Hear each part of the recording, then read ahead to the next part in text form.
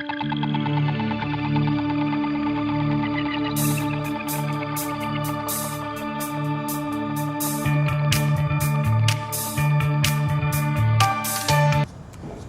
Team American Studies. Welcome to Norland Productions.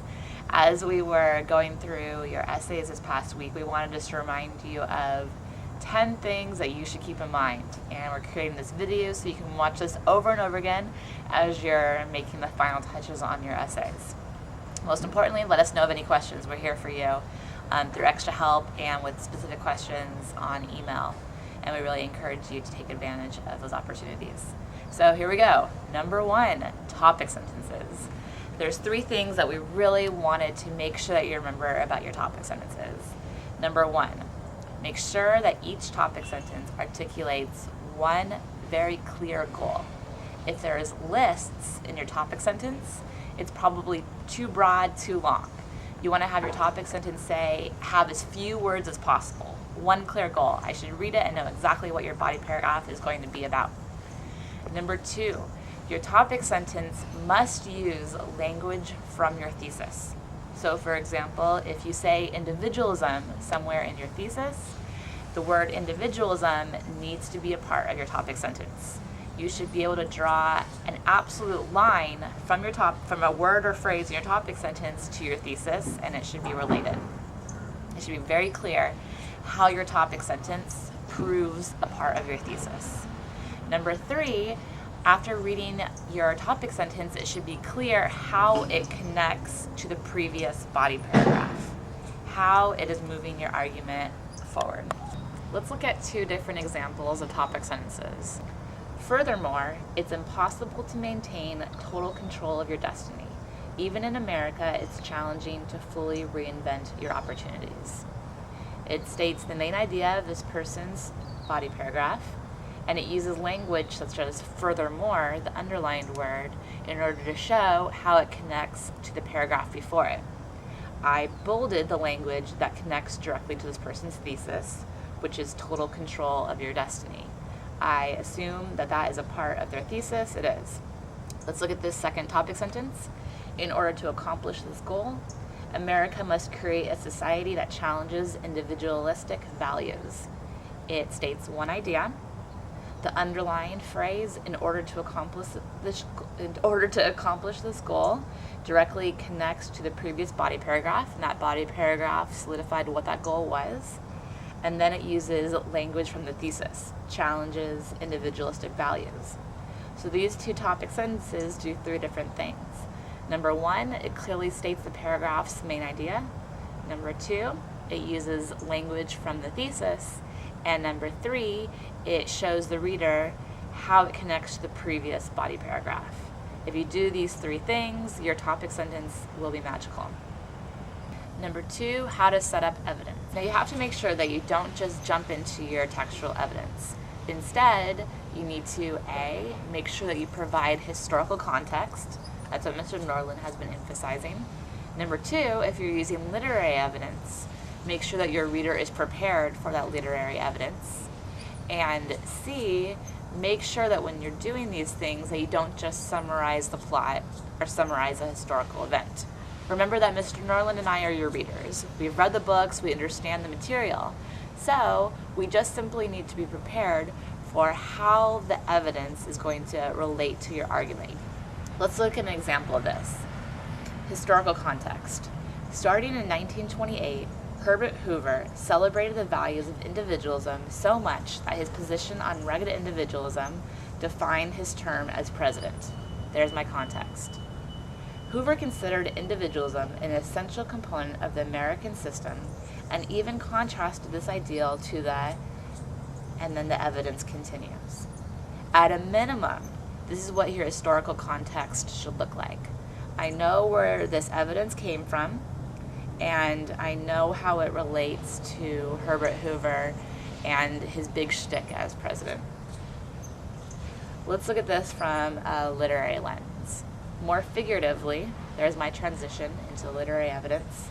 Fitzgerald uses the high society's response to Gatsby to highlight the inevitable failure of this kind of reinvention in America. There's my context. I know how it's related to my big argument there. Many people in Gatsby's upper class community do not see Gatsby the way he wanted to be seen. He is suspected of being a killer, a spy, and so on. Then I can start my evidence. I don't feel like it's random. I feel like I'm prepared to understand how these pieces of evidence relate to my argument. Let's summarize where we're at so far. So the first parts of your body paragraph need to contain topic sentences that state one main idea, use language from the thesis, and also make it clear how that topic sentence is connected to the previous body paragraph. You also should make sure that you provide context so the reader is prepared to understand your evidence. Number 3, analysis, the most important part of your argument. Now, we wanted to emphasize 3 different things about analysis. A, it's impossible to have sophisticated analysis without meaty evidence. So if you want to improve your analysis, the best way to do that is to improve your evidence. So make sure that you've chosen meaty enough evidence that validates your argument. B, your analysis should have 2 different levels. You should first explain your evidence, and then C, explain how your evidence proved your point. You need to have both layers. So again, explain your evidence, and then explain how that evidence proved your point. Let's look at this example about the Great Gatsby. Even though Gatsby fought hard to reinvent his opportunities, and did so monetarily, the elite upper class still questions his identity. There's my context. Nick's description of Gatsby's funeral shows the ultimate rejection of Gatsby. There's my transition. Hopeful, Nick says, the minister glanced several times at his watch, so I took him aside and asked him to wait for half an hour, but it wasn't any use. Nobody came. The depiction of Gatsby's funeral is particularly sad when compared to Nick's lengthy description of the people at Gatsby's parties. Here comes my analysis. The lack of attendance at Gatsby's funeral compared to the attendance at his parties illustrates people's aversion to him. There I explained my evidence. I interpreted it. Here's my second layer. Thus, Fitzgerald shows that Gatsby is never included in the high society and therefore fails to completely recreate his opportunities and gain control of his own destiny. I just, in one sentence, explained how my evidence proved my topic sentence and thus my thesis. Analysis can be as short or as long as it needs to be, but you need to make sure that you've achieved both of those objectives. Then this writer goes even further. James Truslow Adam implies the importance of reinvention when he coined the American dream. Life should be made richer and fuller for everyone, and opportunity remain open for all. Here's my synthesis. Clearly, Fitzgerald questions the reality of this sentiment and would wonder how Reagan planned to execute these ideals. So remember, once again, for your analysis, make sure you explain your evidence and make sure you explain how the evidence proves your topic sentence and thus thesis. It all fits together into a nice puzzle. Number 4, what is society? Now, we really want to urge you guys to be careful with the word society. Remember that society doesn't do anything. Instead, be very precise about who you want to do something. Is it American? Are they the American citizens that you want to do something? The government? Are you talking about education or media, social norms or accepted values? Be very precise with your language. Number 5, we wanted to remind you guys of what components should be included in the introduction. You should have some kind of hook that entices your reader to proceed further. However, this can be really short, really precise. It doesn't need to be some kind of cheesy anecdote. Please no dictionary definitions, and please don't do vast generalizations. Then you should have a general discussion of your topic, delivery of necessary context, get your reader prepared for your thesis, and then you want to smoothly transition into your thesis, again using those transitional phrases. And remember that first impressions matter. We want to read your introduction and be excited to read your paper. Number 6, the conclusion. This is going to be our final impression of your essay.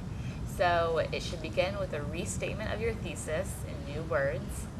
And then you want to extend outside of the classroom doors. We encourage you to do a final validation of your thesis through an application to the world outside of the text.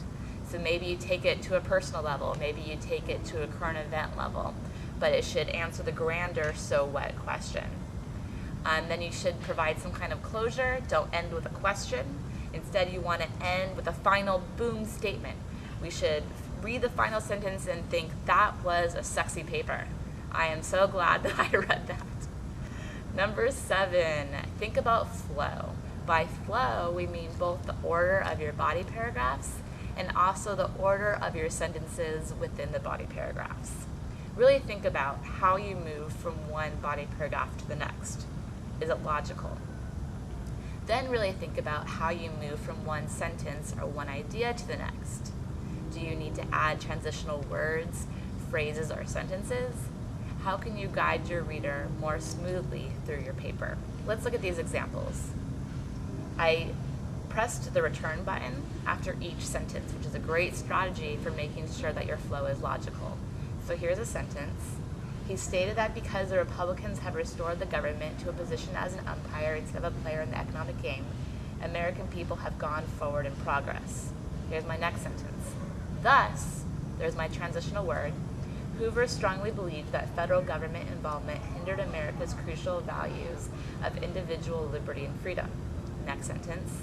These values are reminiscent. So the phrase these values shows how it connects to the previous sentence. And then my next sentence, although individual liberties aren't important. So again, the word although is my sign for how it connects to the previous sentence. Just adding those little words makes such a difference because it shows your reader how you're moving your argument forward. Number 8, mechanics. Please remember to cite correctly. Your citation should be at the end of the sentence, and for every citation, since we're using so many texts, you should have the last name, space with no period, then the page number, then the period outside of the parenthetical reference. Also, tense is hard since we're using a variety of nonfiction and fiction texts. For nonfiction, because it literally happened in the past, you should be using past tense. For example, Carnegie argued that. However, for literature, it's still alive today. You say that the picture Mona Lisa smiles. It's not Mona Lisa smiled. So you would say that Faulkner highlights that, and so on. So make sure that you're consistent with tense in terms of genre. Number 9, we can't stress enough to take advantage of the class material. We've strategically chosen these texts and strategically designed these lectures in order to give you so many perspectives to work with in order to write this essay. So take advantage of all of these different perspectives. Number 10, most importantly, we really want you to take this week to produce work that you feel proud of. We've been working on this since the very first weeks of school. Show us what you've learned. Show us what you've gained from this unit so far, and produce work that you're proud of. We're excited to see your final drafts. Again, please let us know of any questions, and we hope you've enjoyed Nordland Productions.